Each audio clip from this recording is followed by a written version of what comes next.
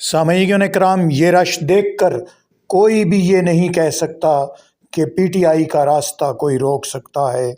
ऐसा लगता है कि पीटीआई पहले से भी ज़्यादा अक्सरियत के साथ मैदान में आ रही है। अब कौन रोकेगा?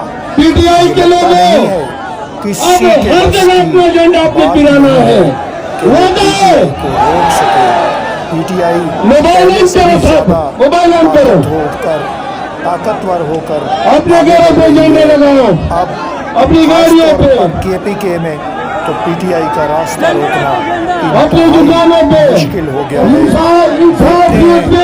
के खिलाफ हमारा आजमाए जाते रहेंगे और किस किस तरीके से उन्हें रोका जाता रहेगा।